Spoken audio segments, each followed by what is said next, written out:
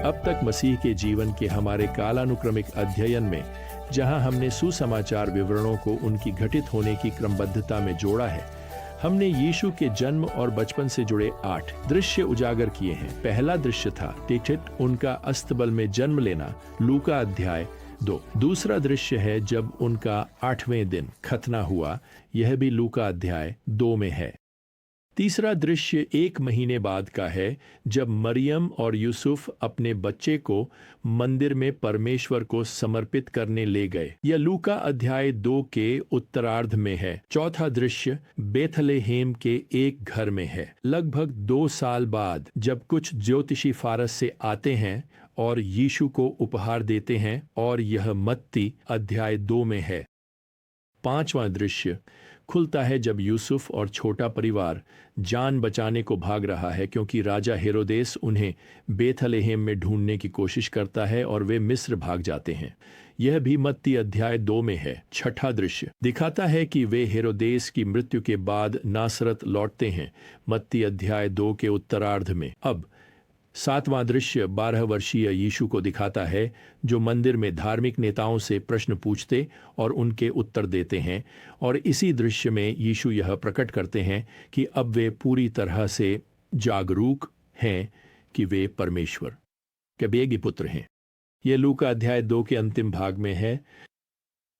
अब 8वां दृश्य सबसे लंबा है, यह लगभग 18 वर्षों तक चलेगा, जब यीशु 12 वर्ष की आयु से बढ़कर लगभग 30 वर्ष के हो जाते हैं, जब वे अपनी सेवकाई शुरू करते हैं।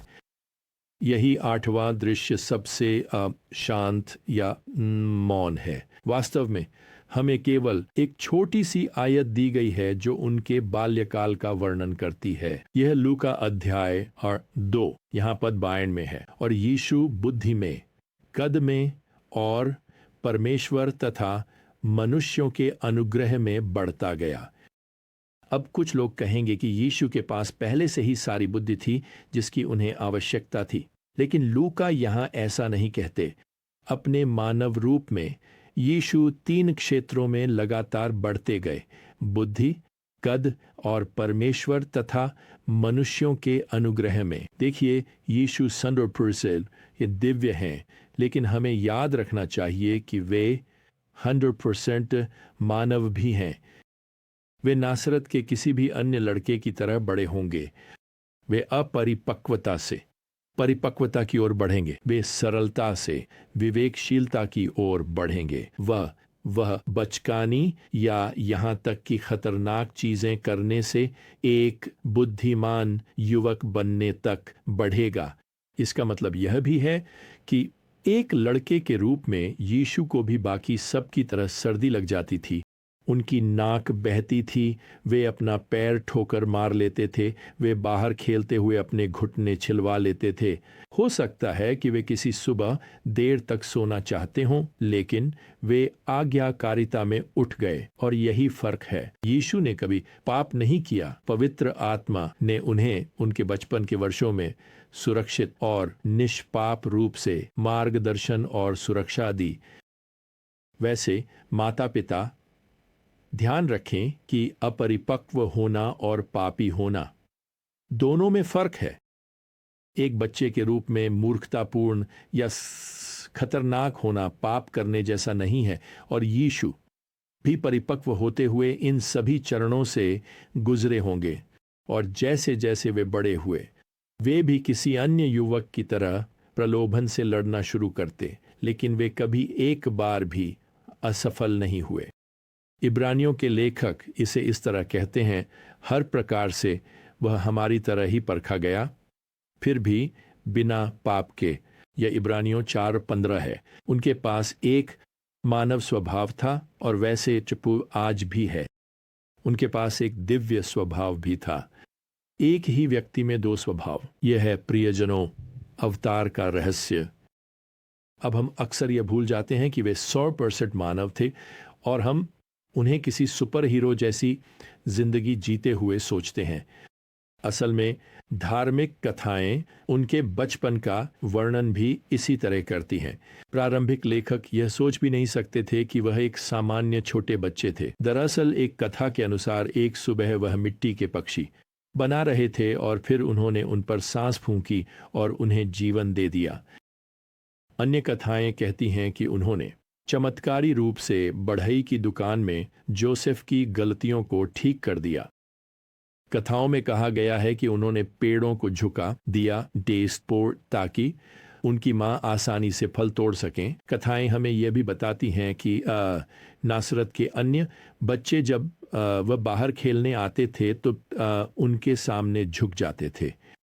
लेकिन मैं आपको बता दूं, सच्चाई इससे बिल्कुल अलग है। ये बच्चे उनके सामने नहीं झुकते थे। मरियम को खाने में कोई चमत्कारी मदद नहीं मिलती थी और यीशु बस नासरत के एक बढ़ई चिवर के बेटे थे और उनका परिवार एक साधारण छीछीहार किसान परिवार था। असल में जब यीशु लगभग 30 वर्ष के थे और उन्होंने अपने गृहनगर में पहली बार उपदेश दिया जिसमें उन्होंने खुद को मसीह बताया, तो लोग इतने नाराज हो गए कि उन्होंने उन्हें एक पहाड़ी से नीचे गिराने की कोशिश की। मत्ती ने उनके जवाब को अध्याय 13 पद 55 में दर्ज किया है। क्या यह बढ़ई का बेटा नहीं है? क्या इसकी मां का नाम मरियम नहीं है? दूसरे शब्दों में वह खुद को क्या समझता है? अरे कोई यह नहीं कह रहा, ओह हमें तो पता था, हमें तो शुरू से ही पता था, हमें पता था कि वह खास है, हमें पता था कि वह चमत्कार करने वाला है, हम इसी वजह से तो हम बचपन में उसके आगे झुक जाते थे। ओह बिल्कुल नहीं। पिछले 18 वर्षों तक यीशु एक साधारण बढ़ई के शागिर्द के रूप में केन काम कर रहे थे। वह अपने सौतेले पिता यूसुफ से सीख रहे थे। हम इतिहास से जानते हैं कि बढ़ई पत्थर, धातु और लकड़ी के साथ काम करते थे। वैसे वही लोग थे जो उस क्षेत्र के सभी किसानों द्वारा इस्तेमाल किए जाने वाले हल बनाते थे। और आप सोच सकते हैं कि क्या यीशु बढ़ई के रूप में वाकई में बहुत अच्छे थे या नहीं। एक प्रारंभिक कलीसिया के पितामह ने यह दिलचस्प टिप्पणी की थी कि किसान अभी भी वे हल इस्तेमाल कर रहे थे जिन्हें यीशु ने 100 साल पहले बनाया था। खैर, अब समय आ गया है कि यीशु अपने परिवार और बढ़ईगिरी को छोड़ दें और यह घोषणा करना शुरू करें कि वह आने वाले राज्य के राजा हैं। और इससे यीशु के अग्रदूत की ओर फिर से ध्यान जाता है। वह है यूहन्ना बपतिस्मा देने वाला। क्या आपको उसकी याद है?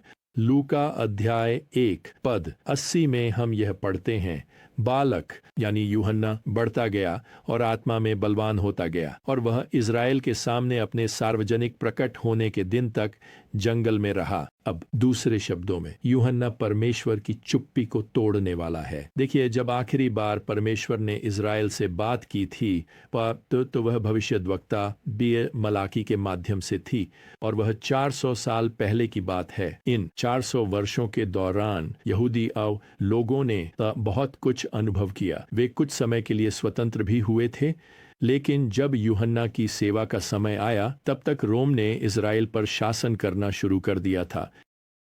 यूहन्ना मत्ती अध्याय 3 में परमेश्वर की चुप्पी को तोड़ता है, जहां उसके उपदेश का सारांश यहां दूसरे पद में दिया गया है, मन फिराओ क्योंकि स्वर्ग का राज्य निकट है। अब यूहन्ना के सुसमाचार अध्याय 1 में हम यूहन्ना बपतिस्मा देने वाले से यहाँ 7वें पद में परिचित होते हैं। वह यानी यूहन्ना प्रकाश के विषय में गवाही देने आया ताकि सब उसके द्वारा विश्वास करें। वह स्वयं प्रकाश नहीं था, परंतु प्रकाश के विषय में गवाही देने आया था। तो यूहन्ना बपतिस्मा देने वाला परमेश्वर की चुप्पी को शुभ समाचार के साथ तोड़ने जा रहा है। वह मन फिराने के लिए बुलाएगा क्योंकि संसार का प्रकाश अभी अभी आया है या कम से कम अपनी सेवा शुरू की है। अब फिर से मत्ती के सुसमाचार में अध्याय 3 में यूहन्ना को तीसरे पद में इस रूप में पहचाना गया है, जंगल में पुकारने वाले की आवाज़, प्रभु का मार्ग तैयार करो, उसकी सड़कें सीधी करो। वैसे यह यशायाह की भविष्यवाणी के अध्याय 40 से लिया गया एक उद्धरण है और बात यह है कि यदि यूहन्ना स्वयं भविष्यवाणी की गई शास्त्रों की पूर्ति है, तो इज़राइल राष्ट्र को इस घोषणा को अवश्य सुनना चाहिए। और चारों सुसमाचार वो मत्ती, मरकुस, लूका और यूहन्ना में यूहन्ना बपतिस्मा देने वाले की सेवा की शुरुआत यरदन नदी के आसपास और भीतर ही होती है। वह पापियों को मुख्य रूप से इस्राएल राष्ट्र से बुलाएगा कि वे अपने पापों को स्वीकार करें और यरदन नदी में बपतिस्मा लें, ताकि यह दिखा सकें कि वे सचमुच पश्चाताप कर रहे हैं। अब ध्यान रखें, हम अभी भी प्रभावी रूप से पुराने नियम के समय में हैं। नए नियम का युग वास्तव में कलीसिया की स्थापना के साथ शुरू होता है, जब प्रेरितों के काम अध्याय 2 में पवित्र आत्मा का आगमन होता है।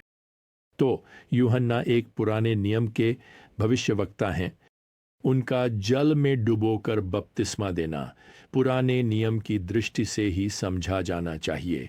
वैसे भी बपतिस्मा शब्द का अर्थ होता है डुबोना या पूरी तरह भिगो देना। यह उनके जीवन में उनकी पहचान और उनके संबंधों में बदलाव का प्रतीक था। पुराने नियम में कोई भी गैर यहूदी जो परमेश्वर का अनुयायी बनना चाहता था, उसे खतना, जल में डुबोकर बपतिस्मा और मूसा की व्यवस्था का पालन करते हुए जीवन जीना पड़ता था। इस तरह यह यूहन्ना के लिए नई बात नहीं है, लेकिन यूहन्ना के बपतिस्मा की सबसे रोचक बात यह है कि वह केवल गैर यहूदियों से नहीं बल्कि यहूदियों से भी बपतिस्मा लेने के लिए कह रहे हैं। असल में फिर से बपतिस्मा लेना था। फरीसी और शास्त्री इस पुराने नियम के भविष्यवक्ता की इतनी आपत्तिजनक मांग से स्तब्ध रह गए होंगे। तो अब भविष्यवक्ता यूहन्ना आते हैं। वह ऊंट के बालों का कुर्ता इदी पहने हुए हैं। वह अपने साथ टिड्डियों और जंगली शहद से भरा टिफिन बॉक्स लिए हुए हैं और वह यह मांग कर रहे हैं कि जो भी परमेश्वर का अनुसरण करना चाहता है और अपने पापों को स्वीकार करना चाहता है, चाहे वह यहूदी हो या गैर यहूदी, उसे बपतिस्मा के लिए यरदन नदी में उतरना ही होगा। सुनिए, यूहन्ना बपतिस्मा देने वाले की सेवा का उद्देश्य केवल लोगों को आने वाले मसीहा से जोड़ना था। देखिए, जब यूहन्ना मध्यस्थ थे, वह संदेशवाहक थे, यूं कहें, और वह दुनिया के उद्धारकर्ता का परिचय कराने वाले हैं। खैर, इसी के साथ आज के लिए हमारा समय समाप्त होता है। जब तक हम फिर मिलें, प्रियजनों, प्रभु यीशु मसीह का अनुग्रह, परमेश्वर का प्रेम और पवित्र आत्मा की संगति आप सभी के साथ बनी रहे। आमीन।